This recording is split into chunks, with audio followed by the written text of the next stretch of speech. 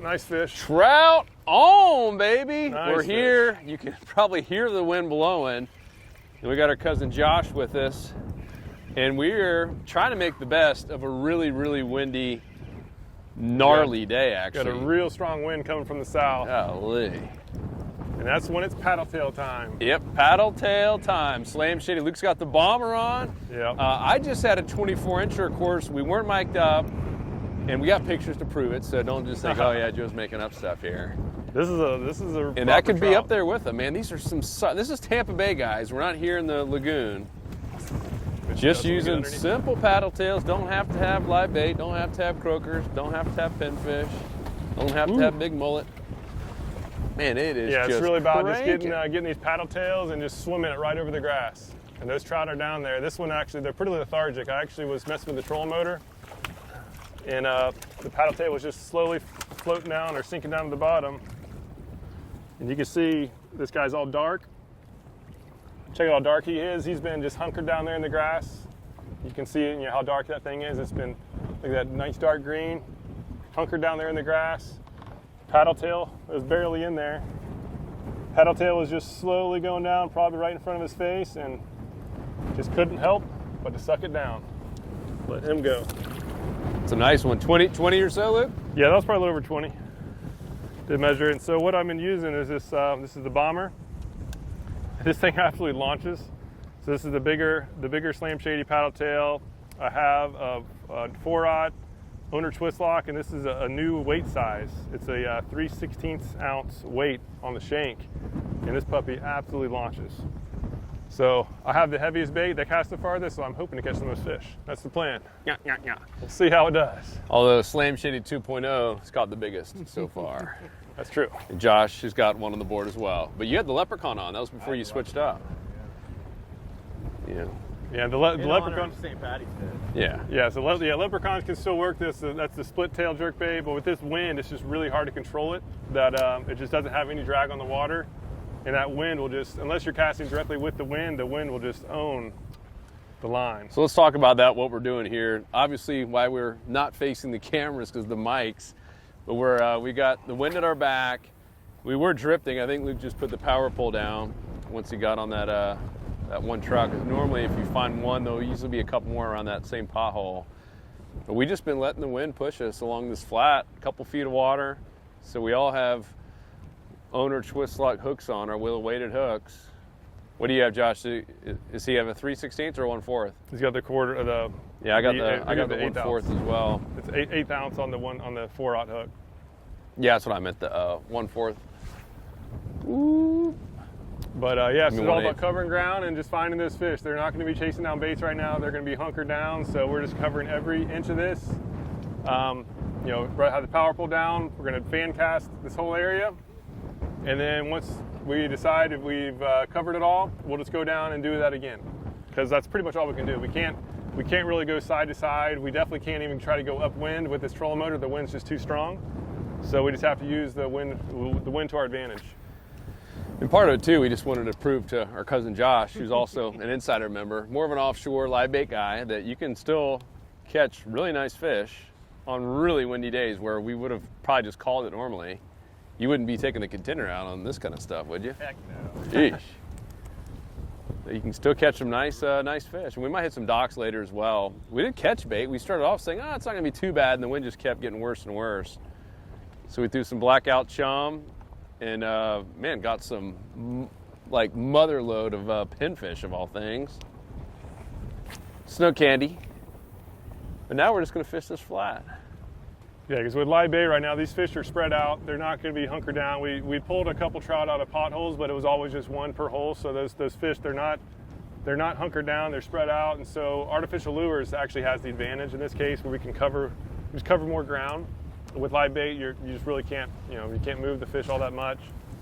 And so now we've actually already covered probably about maybe a quarter mile or so, half mile, and then and pretty soon we're going to get on the leeward side of this island and get out of this wind, and hopefully there's some fish out there too. But we just want to make sure that we cover this spot good, because as soon as we leave it, we can't get back up here. Yeah. So we'll go ahead and I think we covered this spot good. We'll go ahead and take it up, and we'll just let that wind take us down. Don't even need the trolling motor. And some other things to note, watch how all three of us, oh, Luke almost got me there, fishing with the rod tip down. It really, really is tough to try to go up here when it's this windy. I mean, you can see my line just all over the place. It's harder to feel strikes. It's harder to get the good hook set in quickly. Ooh, big pothole coming up. And it just makes your life so much easier when you keep everything down low. What is it? Is it 20 miles an hour wind? It's 22? a solid 20, I bet. Golly. Yeah. It is brutal. So yeah, it's all about just covering ground. Every little pothole, anything different, throw at it. Oh, I got a feeling I'm going to catch one on this Otherwise, just throw as well because they can be anywhere. one. Oh, yeah. So yeah, now that the temperature has been dropping a little bit with this front, so this leeward side might actually have more fish. But we'll see. We haven't seen a single boat all day. We saw one over here on the corner when we first pulled up, so I'm hoping we don't collide and have to arm wrestle, although we will win. I've been practicing my arm wrestling. No doubt. And they look pretty puny from the visual I got. So we'll probably take them. But that's what you have to do. You come across a flat like this, you meet another boat, you got to challenge them. Man, the water's clear over there. The one area with wind protection. Yep. Good news is, man, you can with this wind at our back, man, you can launch these little small lures on a weighted hook. It is nuts.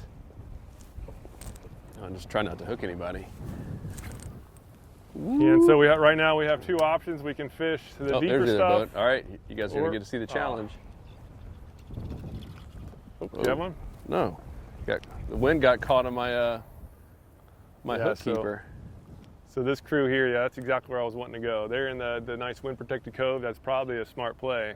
It's exactly where we were heading. Cody, they got there first. They're behind that little mangrove. They got there first, so we're not going to arm wrestle them. We'll let them be. Let them have their. They got kids in the boat, so kind of unfair advantage.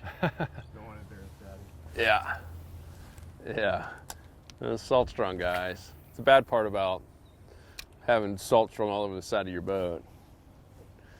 You're always on display, and everyone's got an iPhone, as Peter Deeks will tell you.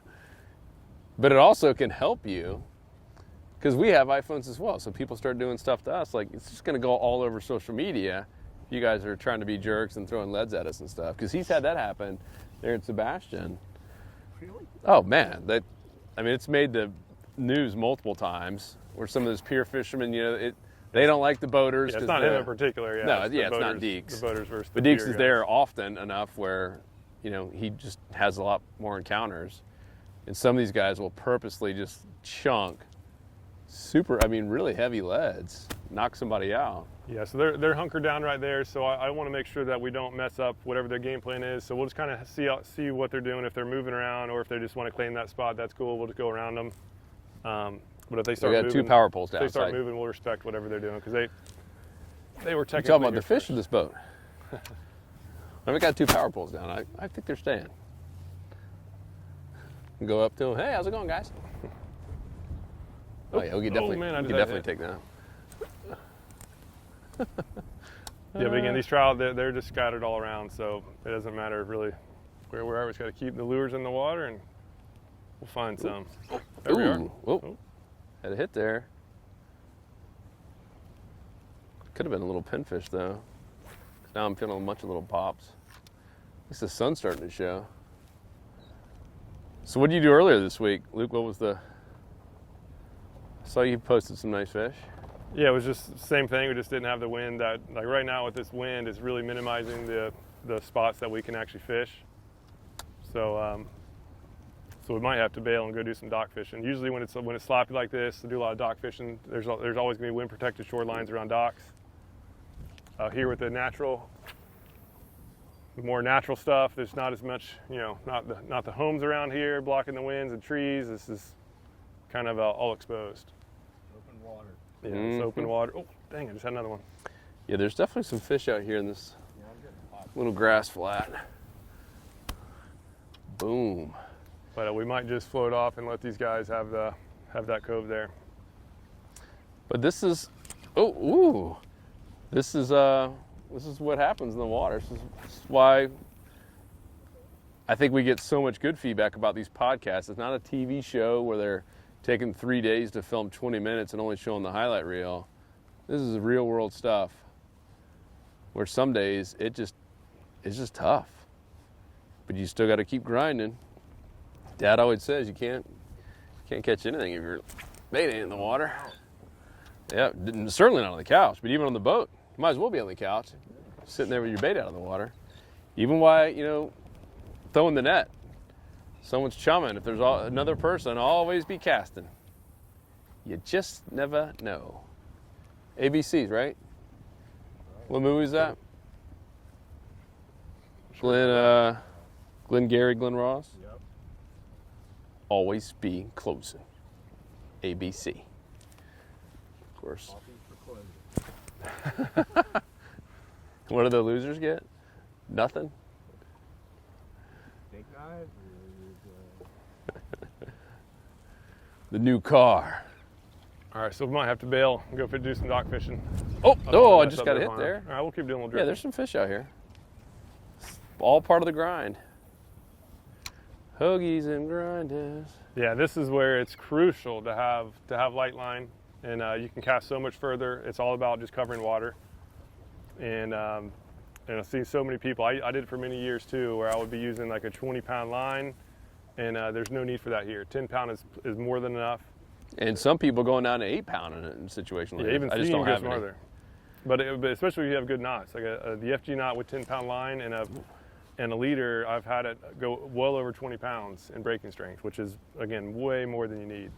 Because if you hook into a fish, you can even hook into a tarpon right here, and the closest structure is a couple hundred yards away. Like odds are that's not going to get you in that structure.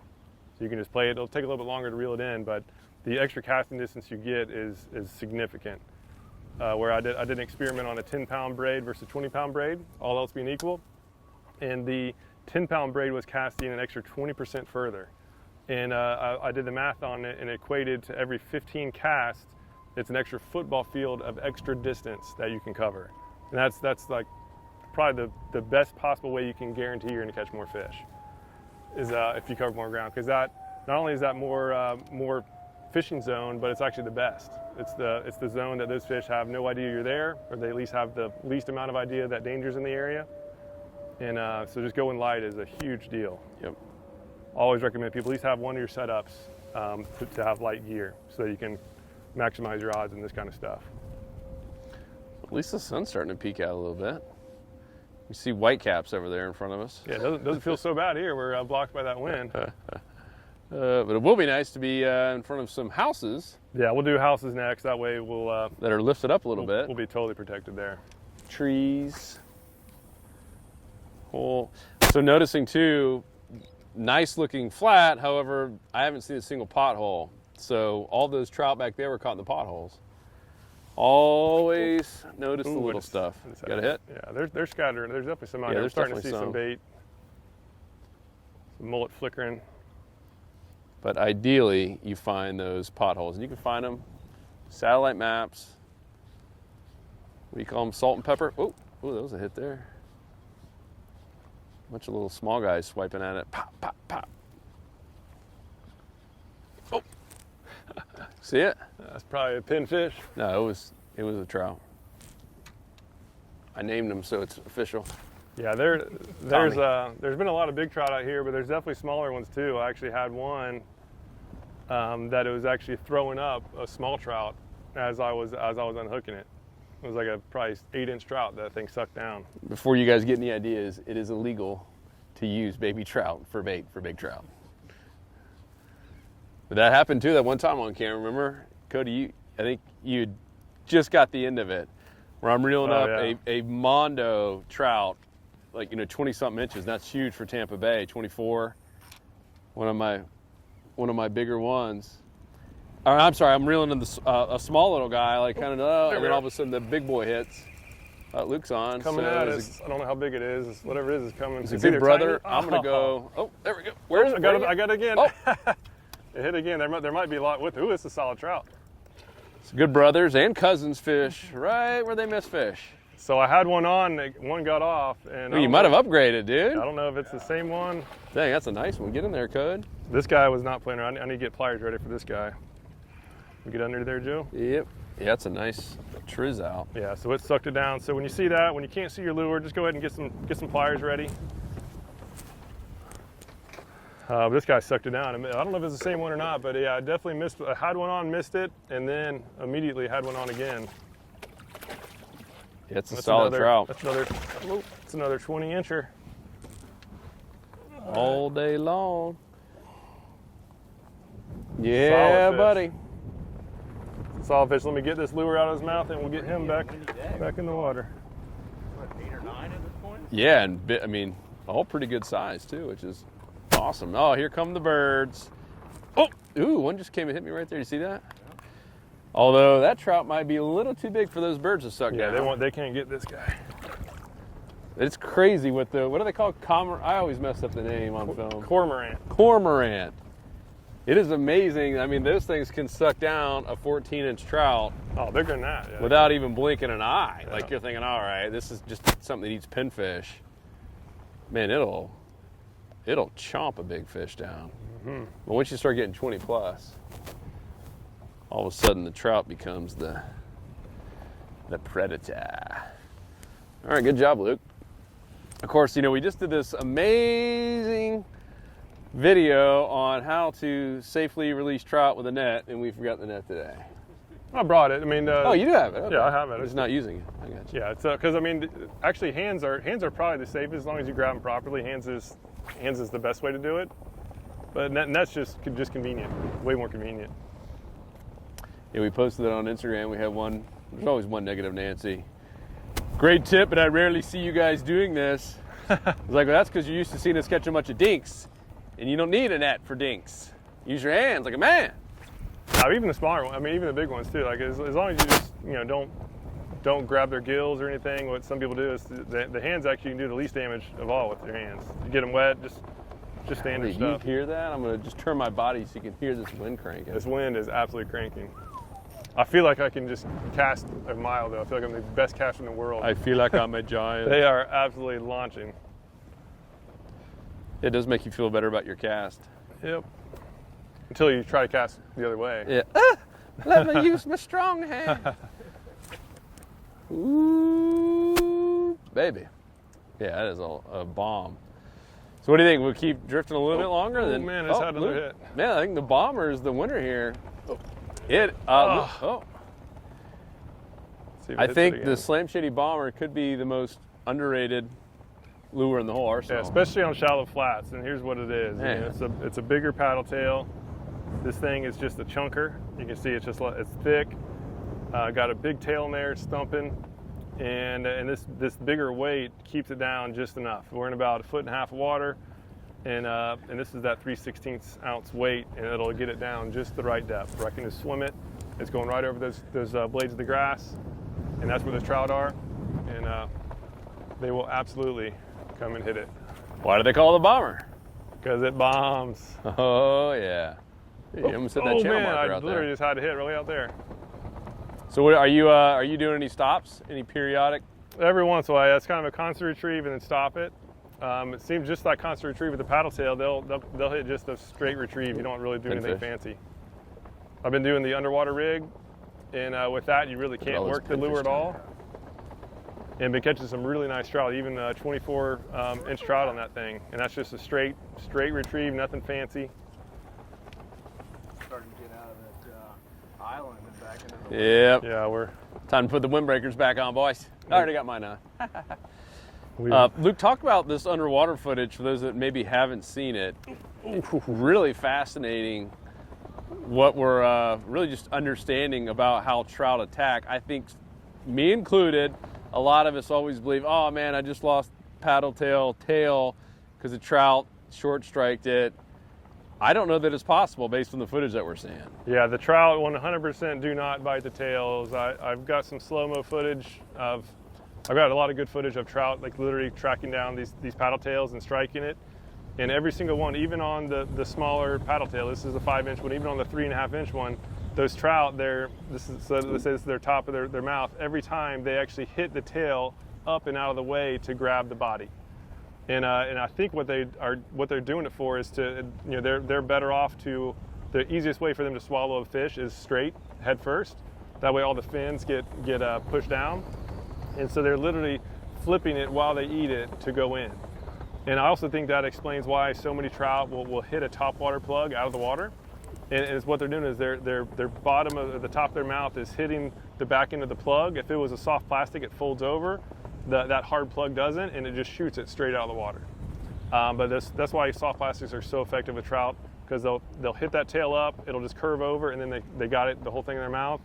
And they will have the entire thing in their mouth, even a smaller trout, even like a 12, 14-inch trout with a 4-inch paddle tail. In under a second, it'll go from totally out of its mouth to totally closed down, clamped down. And they always do about a 30, 45 degree turn. So as soon as you feel that bite, let them have it. That's the perfect time to set the hook.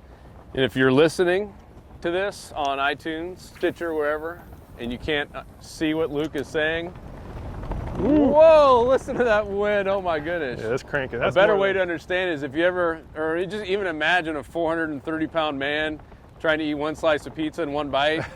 they're gonna like fold that thing up, almost like a piece of gum where you fold it up at the top of your mouth and just inhale it. That's kind of what's happening. That's what it reminded me of. I was like, oh, it's like that 430-pound guy I see at the pizza shop all the time.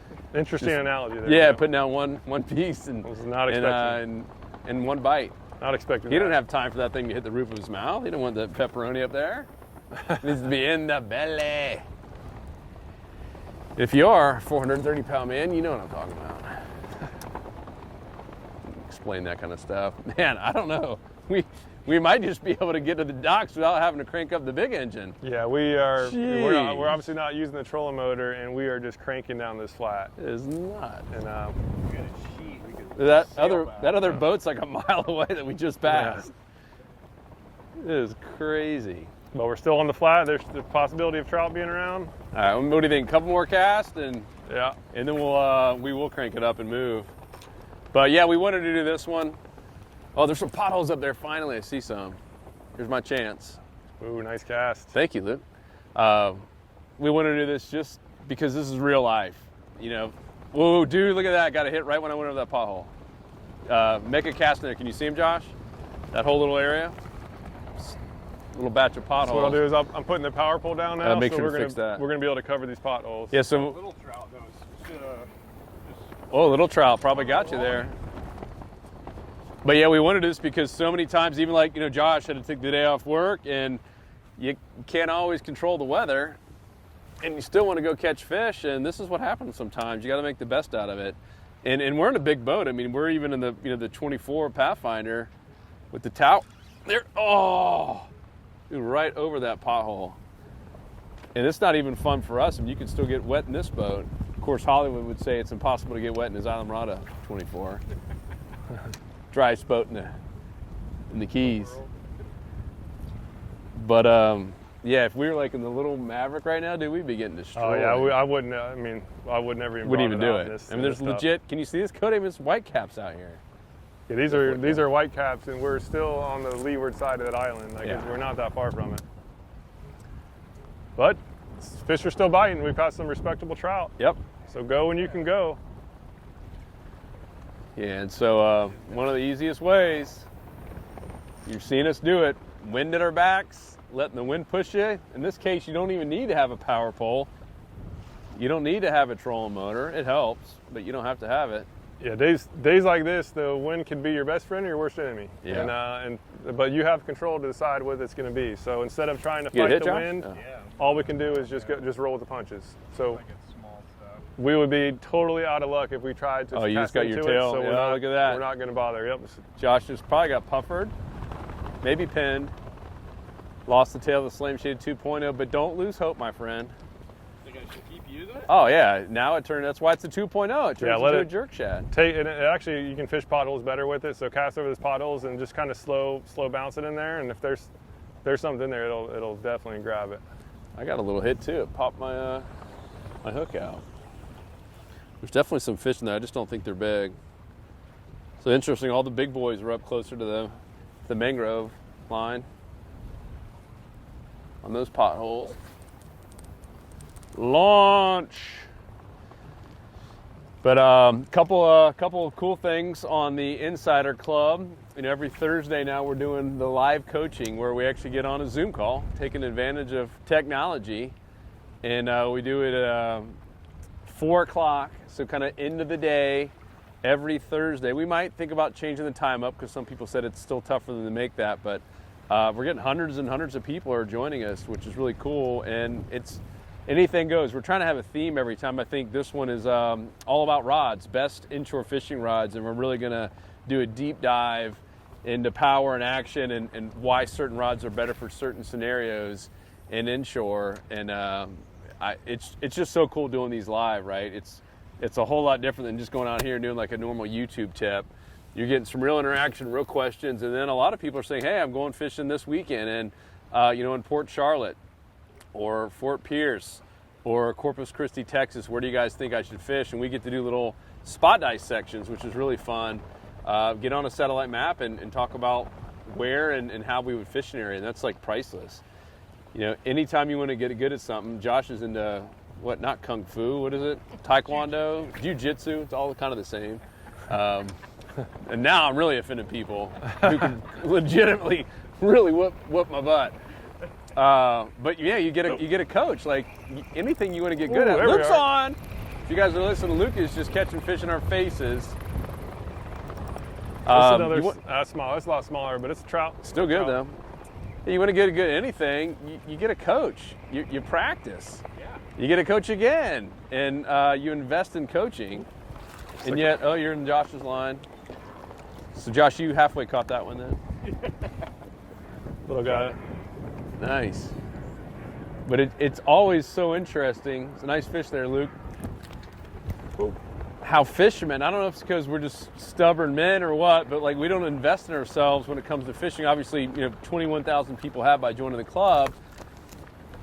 But the majority of people seem to just want to like do it the hard way. And me personally, I like shortcuts. Me personally, I love to leapfrog my friends and other people by getting intel and having a network and having some tips. And I use the word shortcuts because that's really it. Just being able to have some extra intel and knowledge to find the feeding zones faster than you would by yourself. And if you're willing to pay 27 cents per day, that was a nice strike. That's all it costs. And come join us in the Insider Club. There we go.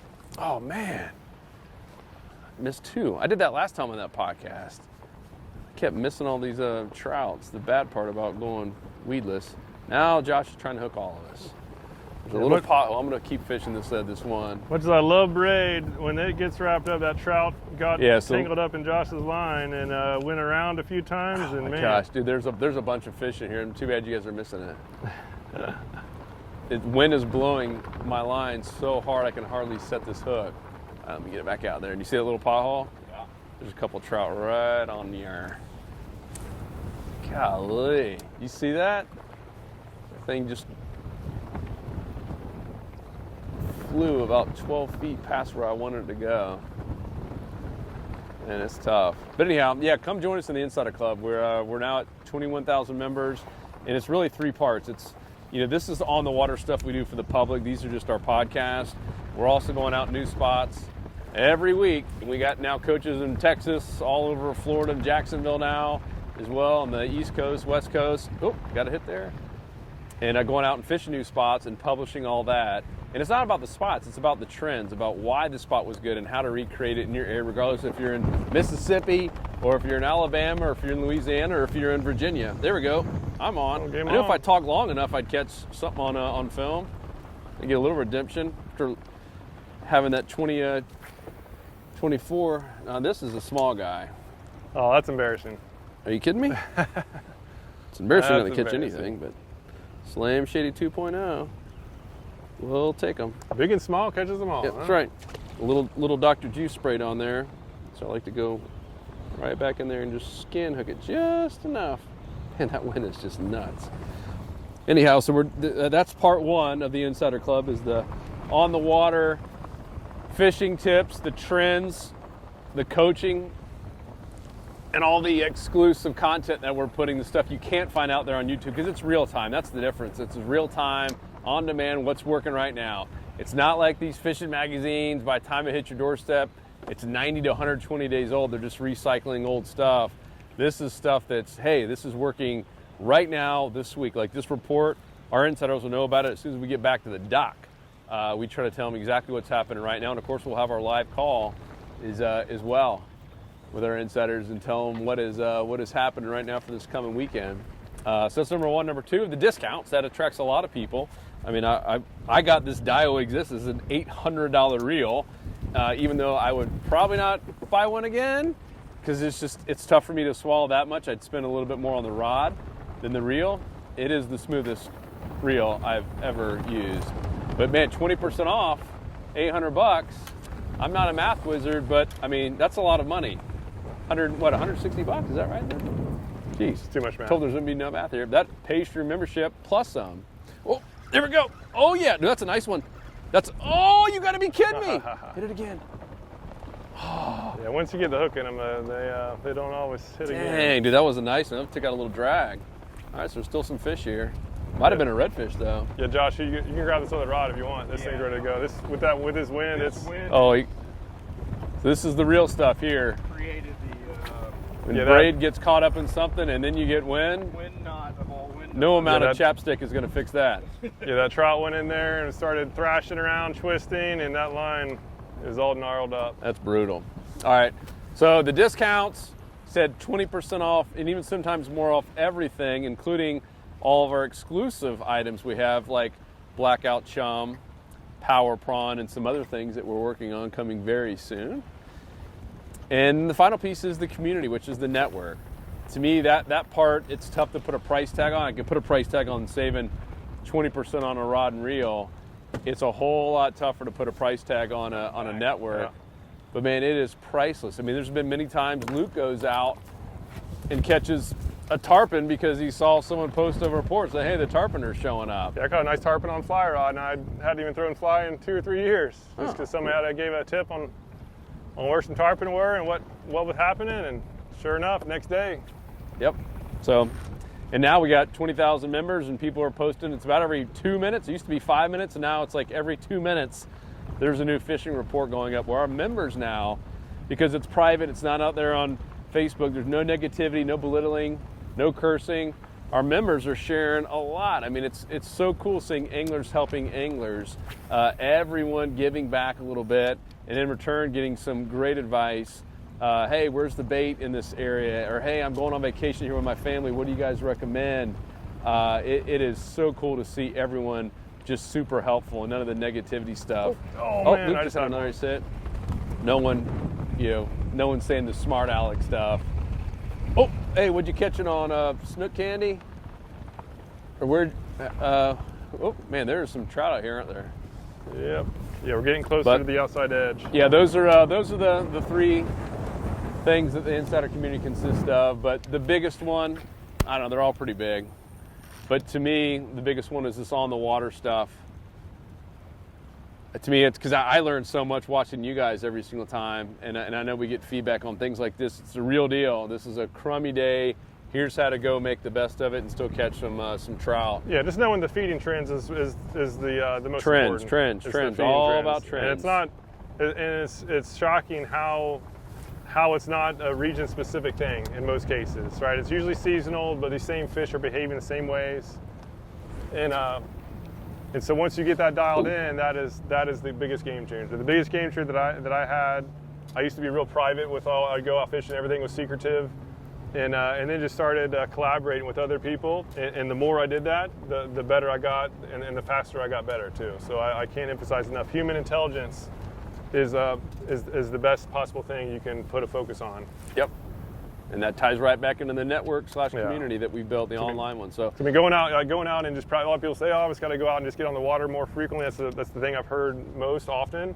And that's probably the worst thing you can do. Obviously, it's not bad, but in many cases, you're practicing bad behavior.